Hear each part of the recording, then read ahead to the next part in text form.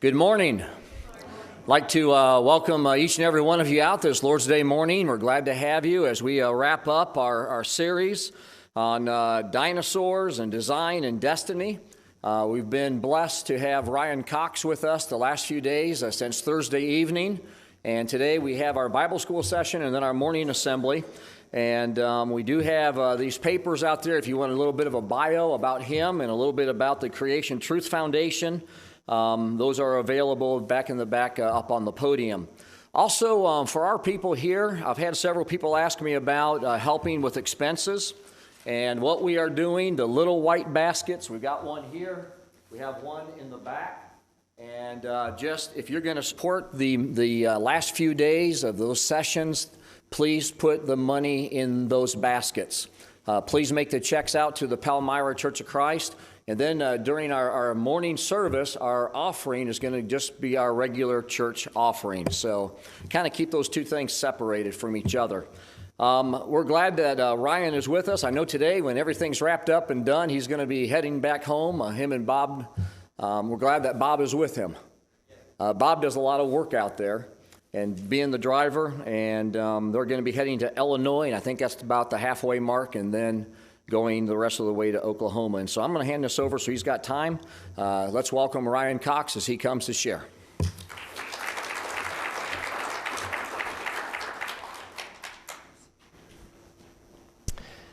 In John, the 18th chapter, one of the greatest questions ever asked is brought forth. And the question was, what is truth? Who asked it? Pilate. And to whom did he ask it? Jesus. What's the irony of that question? There it is, John 14:6. Jesus said, I am the way and the truth. So the truth was standing right there in front of him for his eyes to behold. We've seen that over and over again the last several nights, haven't we? Truth was right there to behold, but what prevented people from seeing it? Their what? Worldview. In fact, what does Pilate do? He didn't stay around. He didn't want to see the truth. That is what we are battling. And so this morning, we've spent all this stuff every night talking about dinosaurs, and all these things about dinosaurs and how they absolutely, everything we've discovered and seen and learned about them supports the biblical worldview 100%. Now we want to focus in on why this matters. And that's what everything we're doing this morning is all about. And so this morning, we are looking at truth. And again, this all has to do with our worldview. The worldview is a set of beliefs based on a foundation of truth. Everyone has a truth. The question is it the truth? Because they are all looking at the world, how we view people and places and events and everything we observe, what we think about our origins, where we came from, what we think about other people. Is it just another primate that is somewhat evolved, somewhat not evolved? That's the whole basis behind eugenics and racism.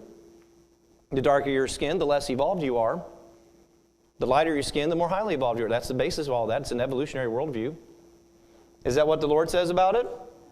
No, he says in Acts chapter 17, he made from one man what? All mankind, all the nations of the earth. How many races are there, by the way? One, the human race, period. But you see, your worldview can be completely tainted by that.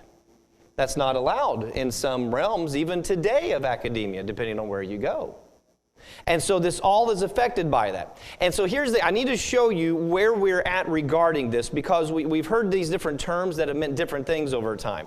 In 2016, after the conclusion of that year, Oxford released for the world in 2017 their word of the year. They do this every year. And the word of the year was post-truth. Post-truth. They usually look at what are the number one trending words that are being used, okay? And so this was one of the number one words, and one of the words that they thought was also reflective of what was going on in society. And they do this every year, and it's very interesting. You can go back and look at it, some of the different words that have been used over the last several years. The year 2020 was considered to be the year of words. because there were all these major words that they didn't have just one. They had lots of them, and I encourage you to go back and look at it. But what does post-truth mean? What does that have to do with? Well, he remembers postmodern. Okay, postmodern was what we had for a long time, and we still use that term today because it kind of became so ingrained in it. And this was a term that came about in the latter part of the 20th century, back in the 1900s. Who remembers the old 1900s? Yeah, I went to school in the 1900s. Some of you did too, yeah. So that's kind of fun to say, isn't it? Yeah. So postmodern was the term we used, and it was the idea, well, there's no absolute truth. There's no absolute. See, if you're very smart and highly educated, you realize there's no such thing as absolute truth. And you cannot, therefore, judge anyone's beliefs. You can believe whatever you want. That showed that you were a highly evolved and advanced in your education. Well, then, what came after that, kind of around the 2000s and beyond there, was the idea of relativism. All truth is relative. What may be true for you may not necessarily be true for me. Therefore, you see, I am living my truth, so you can't judge my actions. See the progression here. First, we couldn't judge your beliefs. Now we can't judge our actions because I'm just living according to the truth that I believe. Well, that's not right. That's not right what you're doing. Well, it may not be right to you, but it's right to me, you see. All this changed after 2016. And now, thank you to the great promoter of ideology, social media, we have post-truth. And what post-truth says is there is absolute truth. Notice the full circle. We've done a complete 180 from where we were. I mean, used to we all lived, there's absolute truth. Then we turned around and said, no, there's no such thing as truth. And then we're like, well, there's what's true for me. And now we're back to there is absolute truth again. Isn't that interesting how our culture has come to that? But here's the deal. Once I have that truth, and I have the absolute truth and all the facts and all the YouTube videos and everything else and all the memes and everything to support it, I kid you not, now I can judge your beliefs. And if I find them not to be in line with the truth that I have, guess what? I can take action against you, even if it's violent action. Is that not the society we're in today? See? So everybody's like, oh my goodness, that's terrible. Are you kidding? This is a gold mine. Because who has the truth? God does. We got it right here. And we finally have our society back to the place where they realize there's absolute truth. What an opportunity for the church.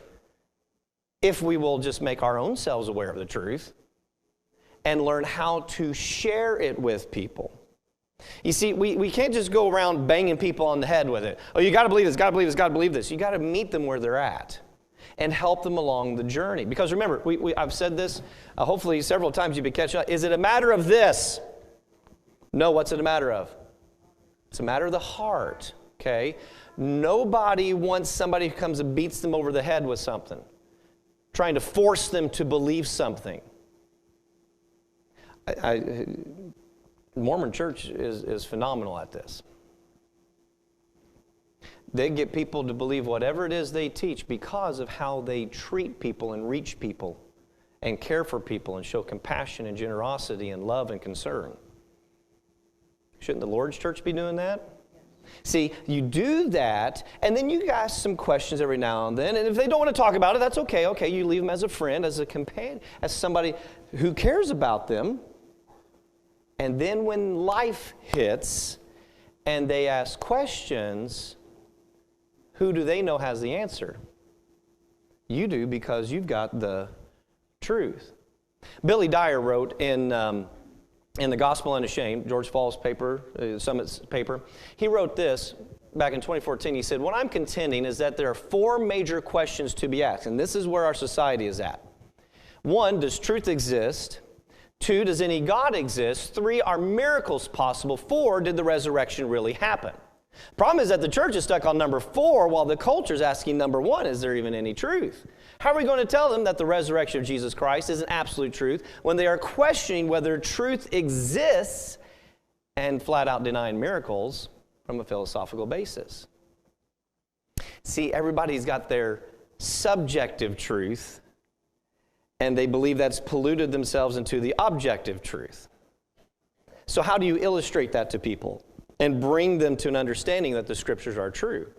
Well, you can do it a number of ways. For one, it's like, somebody says, well, what may be true for you isn't necessarily true for me. Well, let's say there's this nice muscle car sitting at the dealership that's, I want to get, and it looks like it's going to be about $70,000. So I go to the bank and I say, I need to withdraw $70,000. They say, Mr. Cox, you have $70 in your account. And I say, well, that may be true for you, but that's not necessarily true for me. Are they going to give me the $70,000? No, it doesn't work that way, does it? Okay, there is objective truth, so you get the person to admit that. Okay, yeah, there is objective truth. I said, okay, now here's how it plays out in your life. What do I have here? Candy. Specifically Skittles. Okay, and so my question to you, highly educated people, which Skittle is the right Skittle? Which Skittle is the best Skittle? The morally superior Skittle? Which one? Which one? What color? Green? Seriously? It's a good thing you're in church. My goodness. Red, no. Red's good. Red's acceptable, but that's not the best one. That's not the morally superior one. Yellow? You like yellow? Oh, those guys down there. Oh, no, don't. Not you. No, of course not. Okay, no. Oh, come on. Which is it? What is it? It's orange. You, of all people, should know. I mean, it is orange. That is the best, the superior color, right? And no. Why? Because you say, oh, what? Is that not true for you? Is that not true for you? It's not. Oh, so it may be true for me, but not true for you. Oh, I see. Okay. Now, that's ridiculous, isn't it? Because that's subjective truth. It's all based upon your opinion and what you feel about it. So then you ask him this question. Okay, how about this? How many Skittles are in the jar? All of them. There's always one everywhere I go. There's always, got 2 in here. All right. Yes, more than one. How many do you think are in there? 100? 150? Okay. How many of you guys think? What do you think? What do you think? 50? 70? 77? All righty. Any other guesses? 1,000. That girl likes her Skittles. Anybody else? Guesses? What do you think? You're counting? I was actually at a church one time, and there was this young lady who she had seen something or learned something about how to analyze by looking at something, whatever. She's like, let me see it. She guessed it within 5. It was pretty impressive. 5. There you go. There are exactly in this jar 201 Skittles. 201 Skittles. Could I have miscounted? No, because my wife counted. Yes, does that change the truth, though, as to how many are in there? No. Does it matter how I feel about it? No, it does not change the truth that there are exactly 200 Skittles in this jar. Okay? Oh, I got a yellow one. Oh man, especially after brushing my teeth.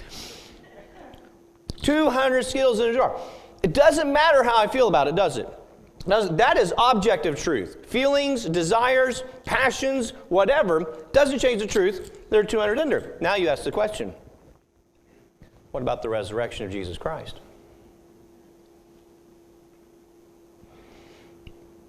It either did happen in history or it did not? Does it matter how I feel about it? Because see, that's what somebody will say. Well, it may be true for you that he rose from the dead, but it's not true for me. No. It doesn't matter how we feel about it. He either did or he did not, period. So what do we need to do? We need to find out if he did. And guess what happens when we look at the mountains and mountains of internal evidence and external evidence, gobs of stuff in history, even in Roman history, that shows that this guy really did rise from the dead. There's greater evidence, as I said on Thursday night, there's greater evidence that he rose from the dead, historically, I can prove it, than I can prove Julius Caesar ever even lived. That's how incredible this book is. Now we've got the curiosity peak, now they want to study, and now we can bring them to the truth. But you see, we've got to meet people where they're at and understand this, because everybody's going to all kinds of alternatives for answers. And I mean, you've got to be on top of this. You got to realize what's going on. I mean, the words of Abraham Lincoln are absolutely of great influence there. I mean, because that's the reality we're dealing with here. Some of you, it's a little early. I understand. It's okay. Apologist Frank Turek says, ask them this one question. Ask them this one question. If Christianity were true, would you become a Christian? Logically, rationally, reasonably, what's the answer to that? Yes, absolutely, because there's a big consequence regarding eternity, isn't there? But if they have to go, they should automatically say what then? Yes. But if they go, well, you know, I don't know, then you automatically know it's not a matter of, it's a matter of the heart. And that's what we're dealing with. So we're going to look at the truth and the lie in our message in the service time, okay? We've exchanged the truth of God for the lie. What does that mean? You got to stick around. See, this is a two-parter. Aren't you glad you're here for the intro? So the lie is based in the idea of rejecting the truth. And the truth there in Romans 1 is founded in the creation. So we're going to be finding this truth and this lie, the battle between these two in creation, when we get to that in the service this morning. For now, let me just show you, here's all the support they've got for the lie. I just want to show you to kind of bring some of this around to the stuff we've been talking about with the dinosaurs and the evolution, all that stuff, the evolutionary worldview.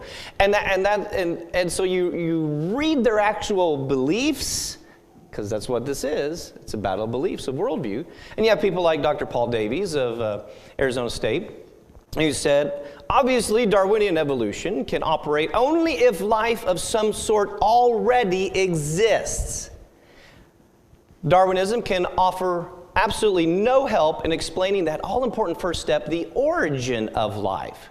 But if the central principle of life fails to explain the origin of life, we're left with a problem. What other principle or principles might explain how it all began?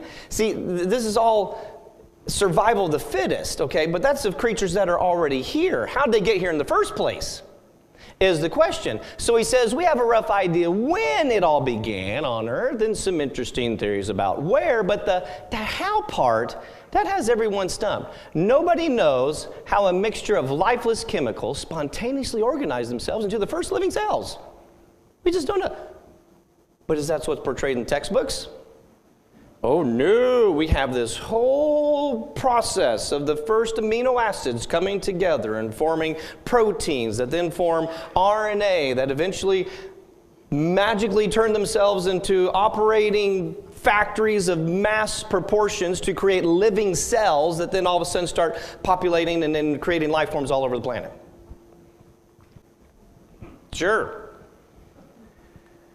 This was Robert Jastrow, 1977. He was one of the guys who helped direct a lot of the scientific experiments for the moon landings.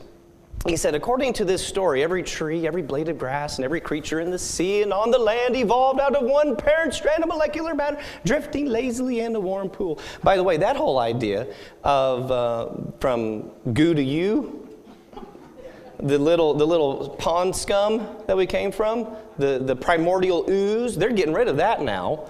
They've got about 12, 13 different ideas now because that one was so terrible.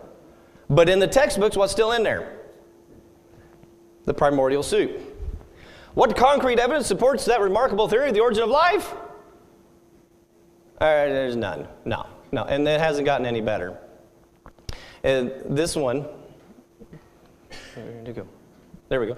1905, a long time ago, Hugo de Vries said it very clearly, natural selection may explain the survival of the fittest, but it cannot explain the arrival of the fittest. 100 years later, with all the advances we've had in science, 2005, Dr. George D. Cody, the Carnegie Institute said, at present, there's no completely satisfactory theory for the origin of life. But is that how it's portrayed in the textbooks? Oh no, we've got this all figured out, all the details of how this all began. Dr. William Provine died a few years ago, Cornell University. He's featured in the movie Expelled with Ben Stein. Ever seen that? Powerful stuff. He said, let me summarize my views on what modern evolutionary biology tells us loud and clear. There are no gods. Really? That's what you get when you're looking through a microscope? Is that science? No, what is that? That's worldview. That's worldview. There are no purposes, no goal-directed forces of any kind. There is no life after death. When I die, I am absolutely certain that I'm going to be dead. That's the end for me. There's no ultimate foundation for ethics, no ultimate meaning to life, and no free will for humans either. Boy, you always felt really uplifted after his classes. Goodness. No free will. You know that's a tenet of evolution? If you've ever studied psychology, there is behaviorism and cognitivism. Cognitivism is you have a mind and you think through and you make your own choices. Behaviorism is no, you're just a major walking reaction to stimuli. Biological evolution teaches that you have been conditioned by the environmental factors in which you are raised, and therefore your decisions, your choices aren't really thought out. It's beyond your control. You're just reacting to the stimuli. So is there any right or wrong? Is there any morality? No, you just do whatever you want that benefits you for your survival. Doesn't that sound like a lovely society in which to live? Mercy. What's he got for this? What's his support? What's his basis for this? Well, he says the evidence for the big transformations in evolution are not there in the fossil record, but it's difficult to explore a billion-year-old fossil record. Be patient. Someday we'll find evidence for why we believe this. You talk about blind faith. That's what we're dealing with here. Time is the key. Time is the key. And that's why they cannot stand the biblical teaching of a universe only 6,000 years. Because time is their whole factor. I mean, think about it. If you go into one classroom and you read of the amphibian transmutating into a human, and it takes 3 seconds, it's a fairy tale. But if you walk down from English class down to the science class and you read of the amphibian transmutating into the human, but it takes 300 million years, poof, all of a sudden it's science. What's the difference? What's the difference in the story of the frog turning into the prince? Time. That's it. That's the only difference. You're supposed to believe that's science.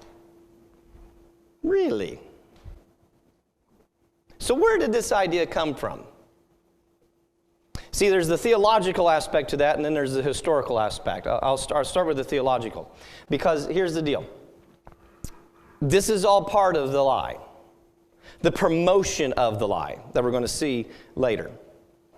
In Ezekiel chapter 28, God is describing judgment that he's going to be bringing on the king of Tyre. And in doing so, he gives a little insight into how evil, how wicked the king of Tyre is and why, therefore, he's deserving of this judgment that's coming. And as he's doing that, he makes a little analogy to someone else. You had the seal of perfection, full of wisdom and perfect in beauty. You were in Eden. You were in Eden, the garden. Who was in Eden? Yes. And who was the evil person who was there? Satan, the devil. Yeah, was the king of Tyre there? No, okay. See the analogy he's making. What do we learn here about the devil? He had the seal of perfection. He was full of wisdom, perfect in beauty. He had every precious stone as a covering. And then what happened? His heart was lifted up because of his beauty, and he corrupted his wisdom by reason of his splendor. He seems to have been, it sounds like he's one of the most beautiful, highly decorated, maybe even the highest ranking of all the heavenly beings serving the Creator God. And he looks at his splendor, compares it to something, and then corrupts his wisdom. That then leads to his downfall. We get a few more details in Isaiah 14 when the same thing's being done with the king of Babylon, comparing and contrasting here. It says, how you have fallen from heaven, O star of the morning, son of the dawn. That's where the King James used the term Lucifer. You have been cut down to the earth. Why? Why was he cast out? Because you said in your heart, I will ascend to heaven. I will raise my throne above the stars of God. I will ascend above the heights of the clouds. I will make myself like the Most High. I'm going to go from what I was to something higher. I'm going to go from a lower life form to a higher life form. I'm going to evolve. I absolutely believe that Satan is the author of evolution. That evolution is the result of satanic wisdom. Now, listen. I say this everywhere I go. Please don't miss this. Just because you may have thought about evolution, believed evolution, taught evolution, whatever, that does not mean you hate Jesus, can't go to heaven. Okay? There's some people who teach that. I'm not one of them. I don't believe that. I don't believe it is a matter of your salvation, but I want you to understand what it has to do with salvation and what it does to the gospel and how it completely cuts the legs out of the gospel as we bring all this to the focus of the gospel in our assembly this morning. What happened here? Jewish tradition teaches that Satan, that high-ranking official in heaven, looks down at this new creation the Lord has made, and he sees that the Lord gives dominion over this planet to whom? Genesis chapter 1, verse 28. Adam and Eve, yes, to humanity. They're given dominion over them. What dominion does Lucifer have? So he looks at himself, compares it to these two unclothed people. Look at my splendor. And therefore corrupts his wisdom. If I can't have dominion, neither can they. And he goes down. That's Jewish. Is that in the Bible? No, but that's Jewish. And we've got some clues kind of it. He compared himself to something, corrupted his wisdom, and wanted to overthrow the throne of God. And therefore led to these teachings of humanism and evolutionism, that you become your own God and you reign over your own self. Now, that's the theological aspect. And somebody said, well, that's nice for all you church people, but that's not how evolution really came about. Well, not in the realm of academics necessarily. Would you like to know how it came about in the realms of academics? There had been some guys who had floated this idea of transmutation of species before. You can even find some of this kind of stuff going all the way back to some Greek mythologies, some Greek ideas. But really the 1700s and then the 1800s is where the ideas really start getting floated around, but they don't become generally accepted by any means. until the middle of the 1800s. There's this guy named Alfred Russel Wallace. He is a very, very good biologist, very good at studying animal life forms. He just starts traveling the world and cataloging new species. He got 100 new species that had never been discovered in Indonesia. When he goes through there, brings back samples to Europe and showing everybody all this stuff. Very, very impressive guy in that realm. He also, though, very much believed in spiritual things and not necessarily biblical ideas. If you were to look up the idea of spiritualism on the all-knowing Wikipedia, it actually has some interesting things on that. See, spiritualism is that whole thing where you can like communicate with the afterworld, you know, the seances, all that kind of stuff like that. And if you look down in spiritualism here, it will tell you that many scientists who investigated the phenomenon became converts, including evolutionary biologist Alfred Russel Wallace. So Alfred Russel Wallace kind of got into this stuff. He, at age 21, began to leave the faith. He had been raised in church. He'd been raised in it. But he leaves the faith around age 21. He saw his first experience of mesmerism, hypnosis, and believed that was a conduit into maybe connecting with the afterlife, the netherworld. His sister becomes a full-fledged convert of it, and then eventually he follows her and becomes a full-fledged believer of it and gets involved in all that stuff as well, okay? So that's kind of a little bit of his background. Well, one year in 1858, he is in Indonesia, and he is studying all the animal life forms there, and he gets sick and has these fevers. And while he has these fevers, he goes into these fits. Some call them a fit of delirium, where he would have these I don't know, visions, but revelations. He said that when he couldn't do anything in these as one guy called them, demonic trances, but we can't confirm or deny that. He would try to ponder things and think of things and have things revealed to him. And he had been studying some of these works about transmutation of species and that kind of stuff. When he writes this in his biography, he said, "It occurred to me to ask," while he's having one of these moments, "why do some die and some live?" And the answer was clear, that on the whole, the best fitted live. Then it suddenly flashed upon me that this self-acting process would necessarily improve the race, because in every generation, the inferior would inevitably be killed off and the superior would remain. That is, the fittest would survive. A guy named Herbert Spencer in a few years is going to coin the term survival of the fittest. And then another guy after that named Francis Galton, half-cousin to Darwin, is going to come up with the term eugenics. And this is not going to be just applied to people, to animals, but to people. A guy named Ernst Haeckel is going to bring this to the German intelligentsia,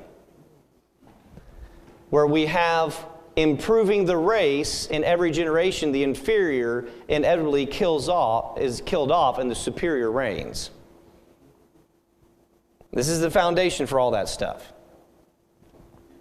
The more I thought over it, the more he wasn't doing that. Wallace here is talking about animals, okay. I was at length found the long sought for law of nature that solved the problem of the origin of species. Does that title sound familiar? I waited anxiously for the termination of my fit, so that I might at once make notes for a paper on the subject. The same evening I did this pretty fully, and on 2 succeeding evenings wrote out carefully in order to send it to who? Charles Darwin by the next post. He will do that. Darwin will receive it in February of 1858. Darwin gets these notes about the survival of the fittest and how that helps the species advance, and he goes, "Oh, there it is!" See, he'd been in the 1830s when he did the whole HMS Beagle thing, Galapagos Islands, the finches, the tortoises, all that stuff. And he's like, "Oh man, evolution thing, that's great. Charles Lyell, Principles of Geology, millions of years for all this dirt, not from a global flood. This is great. We don't need God. We don't need the Bible." He had to shelve it all because he couldn't figure out how to make it work. He hadn't done anything with it for 20 years pretty much. He'd write notes and letters every now and then, but And he gets this, and he's like, oh my goodness, this is it. What do? He takes it to Charles Lyell. He takes it to another guy named Joseph Hooker. They're like, oh, wow, that's really good. He's like, I know, tell me about it. And so, I don't think they really talk like that, but so they're like, okay, well, what do we do? And they're like, well, we got to take this to the Linnaean Society. The Linnaean Society was the sophisticated, highly academic society of England. And so they're like, we've got to go present it to them. We got to take some of your old notes to show you have the primary work here on this. You've done the primary, you have the primacy here. And then we'll bring in Wallace's work and we'll put them side by side and we'll take them to the Linnaean Society. Darwin's like, okay, that sounds good. All right, we can do that. Darwin doesn't go that summer, though, because his child is sick.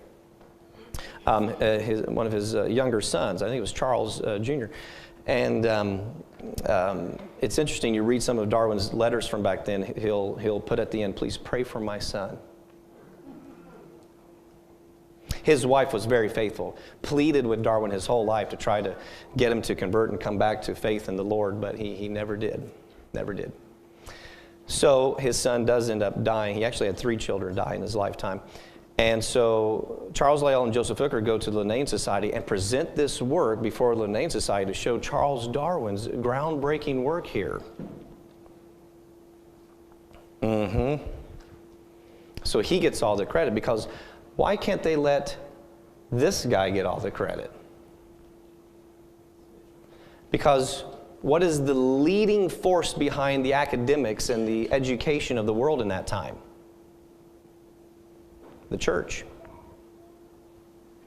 Charles Lyell will write in a letter to his sister, he says, we've got to do this. We've got to target the churches. We've got to get this into the churches so that it'll become acceptable in the universities. And therefore, this is what Lyell wrote. He said, we'll be able to free the sciences from Moses. From Genesis. They do that. It's funny, the notes of the Linnaean Society say, nothing really good was presented this summer. I think that's hilarious, but that's just me. And so they come back. Charles Darwin has all the credit now. He publishes then in 1859 his book on the origin of species. And from there on, the entire world has been transformed, and the idea of evolution becomes the common accepted idea of our origins. And this is the guy who made that all happen. You don't usually see much about him in the textbooks, do you?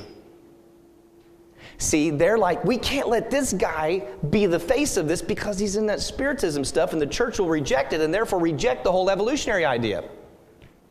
That's why they had to keep him a secret. Now, Wallace, you would think, would be upset. He's thrilled that his name is even mentioned with the great Charles Darwin. Darwin goes on to fame and fortune. He goes on to get some guest speaking gigs every now and then, but doesn't really make it big time. And he's never bitter about it. Serves as a pallbearer at Darwin's funeral. It's amazing what your worldview can do. I believe the words of James chapter 3 are appropriate. This wisdom is not that which comes down from above, but it is earthly. It's from this world.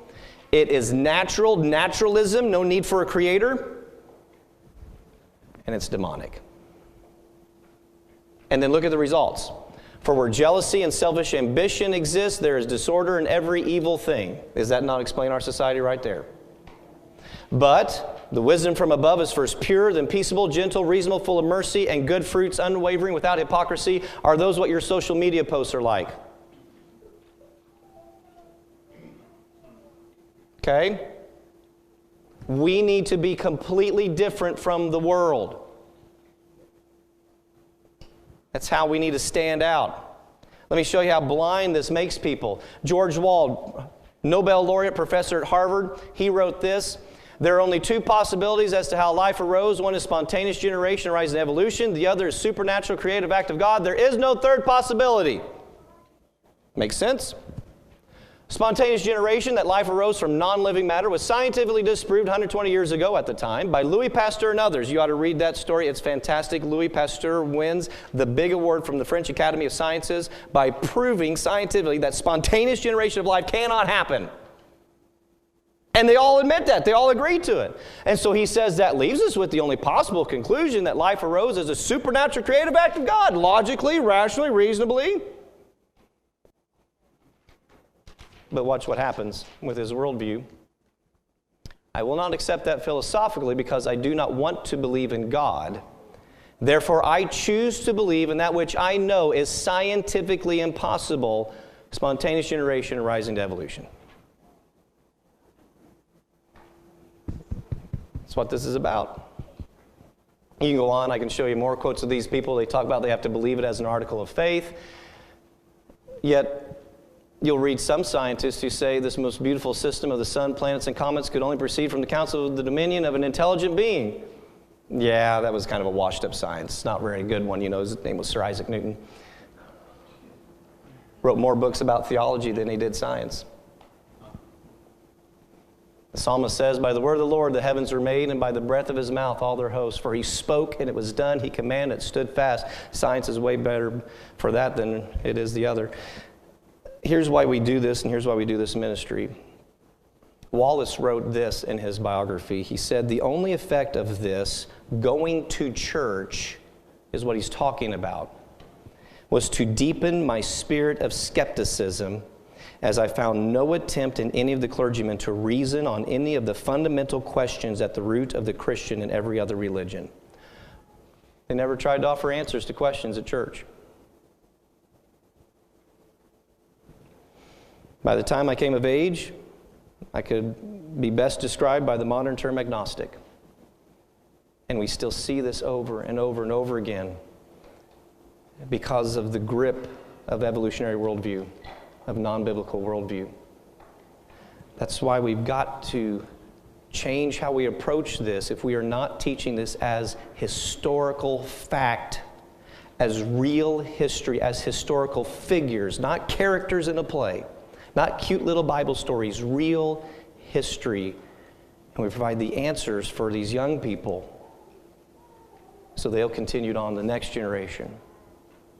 And the Church of Jesus Christ will be able to continue to shine brightly His light because they have the answers of truth that can be brought about by the compassion of His love. Father, thank you for this time of study. Thank you for your word. Thank you for those who have gone on before us to teach us. May we continue that and raise up the next faithful generation. That's our charge this morning. And we pray for resolve to meet that commitment. And we do so on the foundation of your word and in the name of Jesus.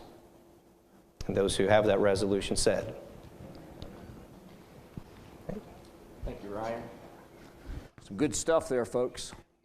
Hope you took notes. I thought I smelled some smoke burning. A lot of good stuff, but we have the truth in Jesus Christ. He is the way, the truth, and the life. Hang on to Him. Live for Him. Let your light shine for Him. You can kind of see how things kind of come together, don't you? And Satan is a deceiver. As I call him, the master masquerader. And he's out to kill and destroy us. We got to understand there's a God in heaven who loves us and cares for us. And He's given us a book that leads us into all truth. We're going to take a 15-minute break. And you can get up, walk around, check out the store out there, hit the restroom, get something to drink. And then we'll be starting at 9:45. Good to see you.